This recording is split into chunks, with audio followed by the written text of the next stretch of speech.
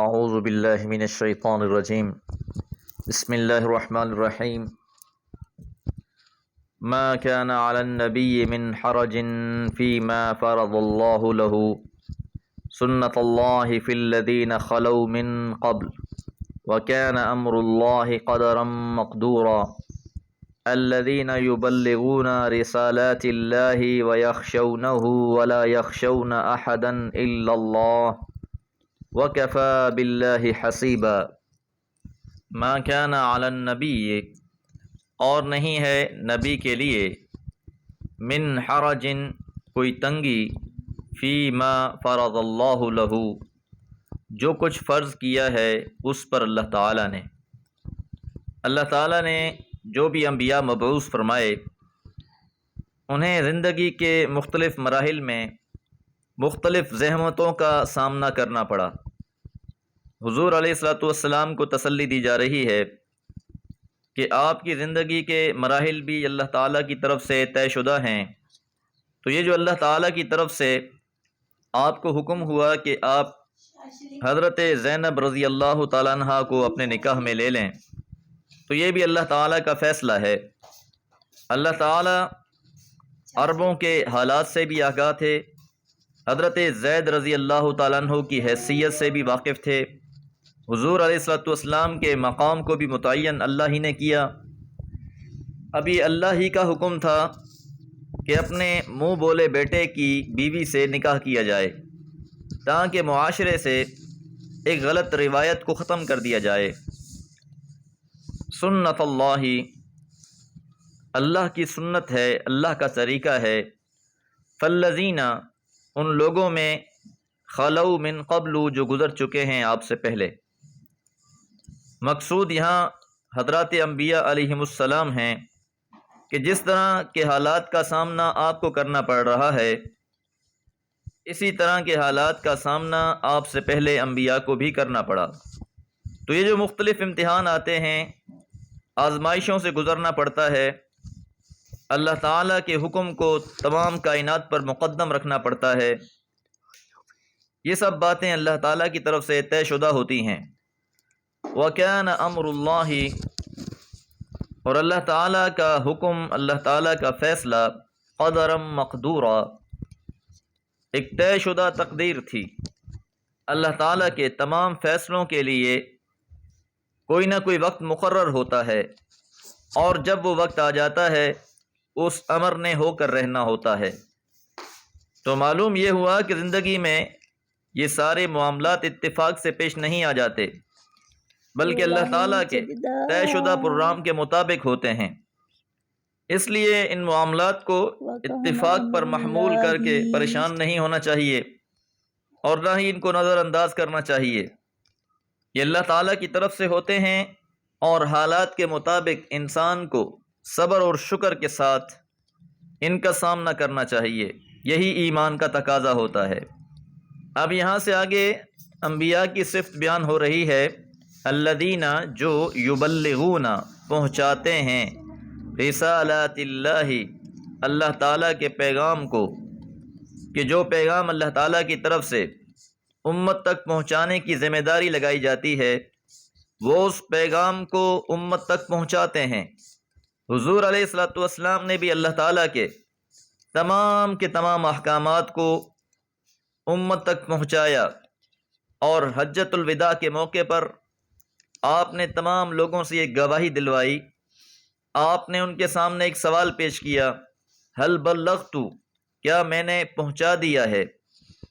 تو تمام سامعین نے اس بات کا اقرار کیا کہ آپ نے امانت کو پہنچا دیا ہے۔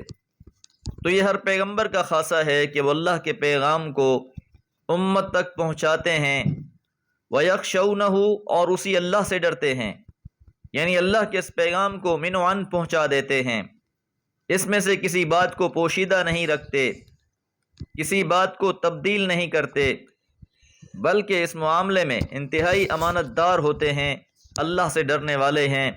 وَلَا يَخْشَوْنَ اور وہ نہیں ڈرتے احدن کسی سے بھی الا اللہ سوائے اللہ کے، کہ یہ ہو ہی نہیں سکتا کہ انبیاء علیہم السلام اللہ کے پیغام کو پہنچانے میں اللہ کے سوا کسی اور کی پرواہ کریں۔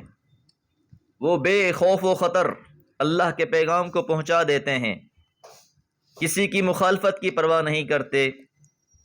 اللہ کے سوا نہ ان کے دل میں کسی کا ڈر ہوتا ہے اور نہ ہی وہ اس معاملے میں کسی کی پرواہ کرتے ہیں۔ تو سابقہ انبیاء کا بھی رویہ یہی رہا، لہذا حضور علیہ الصلوۃ والسلام نے بھی اللہ تعالیٰ کے احکامات کو امت تک پہنچایا اور اللہ کے ہر حکم کو تسلیم کیا، اور حضرت زینب رضی اللہ تعالیٰ عنہ سے آپ کا نکاح بھی اللہ تعالیٰ کی اطاعت اور بندگی کی ایک مثال ہے۔ وَكَفَى بِاللَّهِ حَسِيبًا، امام زمخشری رحمہ اللہ اور امام ابن کثیر نے حسیبہ کے معنی ناصر اور معین کے کیے ہیں، یعنی اللہ تعالیٰ تمام خطرات میں حفاظت کے لیے کافی ہے۔ اس راہ میں جو بھی مشکلات آتی ہیں، مخالفین کی طرف سے جو بھی سازشیں کی جاتی ہیں، ان تمام خطرات میں اللہ تعالیٰ ہی حفاظت کرنے والا ہے۔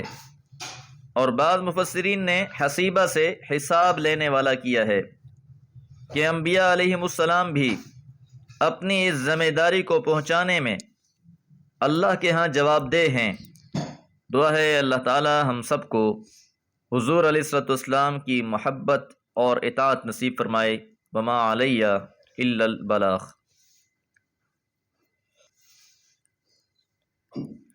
اعوذ باللہ من الشیطان الرجیم، بسم اللہ الرحمن الرحیم۔ ما كان محمد ابا احد من رجالكم ولكن رسول الله وخاتم النبيين وكان الله بكل شيء عليما۔ يا أيها الذين آمنوا اذكروا الله ذكرا كثيرا وسبحوه بكرة وأصيلا۔ سورہ احزاب آیات 40 سے 42۔ سابقہ آیات میں ہم نے یہ بات جانی کہ حضور علیہ الصلوۃ والسلام نے حضرت زید بن حارثہ رضی اللہ تعالیٰ عنہ کو اپنا بیٹا بنایا ہوا تھا، اور حضرت زید کے حضرت زینب رضی اللہ عنہا کو طلاق دینے کے بعد اللہ کا یہ حکم ہوا کہ حضور علیہ الصلوۃ والسلام حضرت زینب کو اپنے نکاح میں لیں۔ اب ان آیات میں خطاب ان لوگوں سے ہے جو حضرت صلی اللہ علیہ وسلم کو حضرت زید کا باپ قرار دے کر اس فتنے کے سر اٹھانے والے بنے تھے۔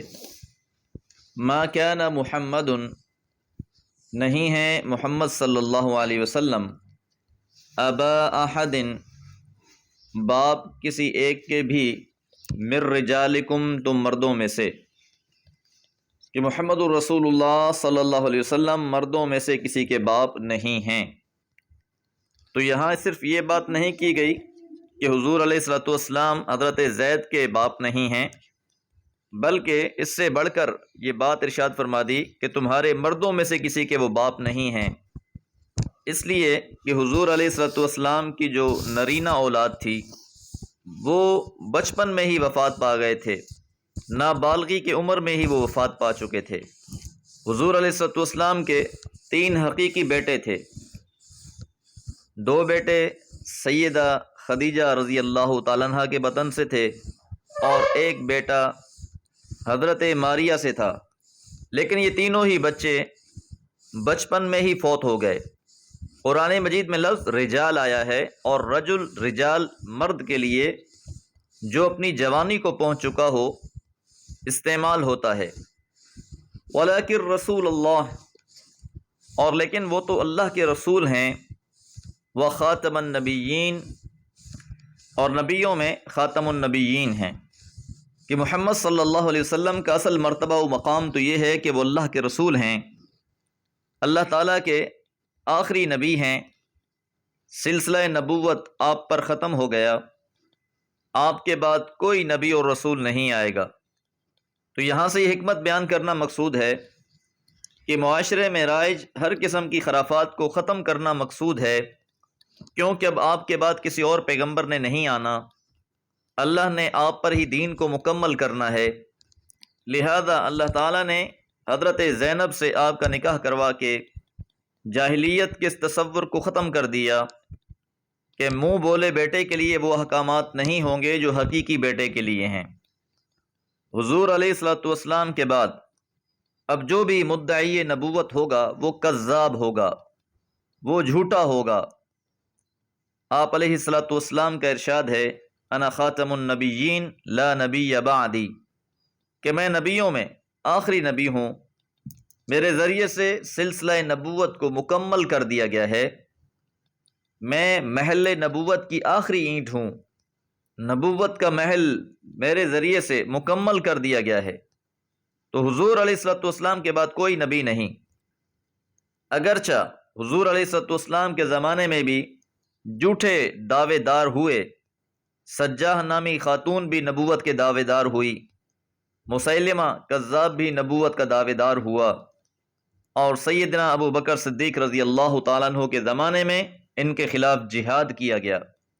اسی طرح ختم نبوت کے حوالے سے آپ کا یہ فرمان بھی ہے کہ میرے اور قیامت کے درمیان میں کوئی نہیں ہے، یعنی میرے بعد اب قیامت ہی قائم ہوگی، کوئی نبی یا رسول نہیں آئے گا۔ وَكَانَ اللَّهُ، اور اللہ تعالیٰ بِكُلِّ شَيْءٍ، ہر چیز کے بارے میں، علیما، خوب علم رکھنے والا ہے۔ اللہ ہی خالق اور مالک ہے، اللہ تعالیٰ نے ہی محمد الرسول اللہ صلی اللہ علیہ وسلم کو نبی اور رسول بنایا، اور اللہ تعالیٰ ہی خوب بہتر جانتا ہے کہ اس نے کیا کیا احکامات اتارے ہیں۔ یا ایھا الذین آمنوا، اے لوگو جو ایمان لائے ہو، اذکروا اللہ، تم ذکر کرو اللہ تعالیٰ کا، ذکرن کثیرا، کثرت کے ساتھ ذکر۔ تو اہل ایمان کو منافقین اور مفسدین کے مقابلے میں ثابت قدم رہنے کی تاکید کی جا رہی ہے، اور اس ثابت قدمی میں سب سے اہم چیز اللہ کا ذکر ہے، کہ ان منافق اور فسادی لوگوں کی باتوں پر توجہ دینے کے بجائے اپنے آپ کو اللہ کے ذکر میں مشغول رکھو۔ شیطان اور اس کی ذریت کا مقابلہ کرنے کے لیے مومن کے پاس بہترین ہتھیار اللہ تعالیٰ کا ذکر ہے، اللہ کی یاد ہے۔ تو شیطانی چالوں سے بچنے کے لیے کہیں اللہ تعالیٰ نے وَاسْتَعِینُوا بِالصَّبْرِ وَالصَّلَاةِ کا حکم دیا کہ نماز اور صبر کے ساتھ اللہ سے مدد چاہو، اور نماز کو اللہ تعالیٰ نے ذکر کا بہترین ذریعہ بھی قرار دیا ہے۔ تو بہرحال ہر طریقے سے اللہ تعالیٰ کو یاد کرنا ہے، چاہے وہ نماز کی صورت میں ہو، چاہے تلاوت قرآن کی صورت میں ہو، چاہے ذکر و اذکار کی صورت میں ہو۔ مقصود یہ ہے کہ بندہ ہر حال میں اپنے رب سے جڑا رہے۔ وَسَبِّحُوهُ، اور اسی کی تسبیح بیان کرو، بُکْرَةً وَأَصِیلًا، صبح شام۔ تسبیح کا تعلق پھر تاکید کے طور پر کیا گیا ہے، کیونکہ ایک تسبیح کلمہ تنزیہ ہے، سبحان اللہ، کہ اللہ پاک ہے ہر قسم کے شرک سے، ہر قسم کی برابری سے، نہ اس کی ذات میں کوئی شریک ہے، نہ اس کی صفات میں کوئی شریک ہے، اور نہ اس کے معاملات میں اور احکامات میں کسی کو دخل حاصل ہے۔ دعا ہے اللہ تعالیٰ ہمیں نور قرآن سے منور فرما دے۔ وما علیہ الا البلاغ۔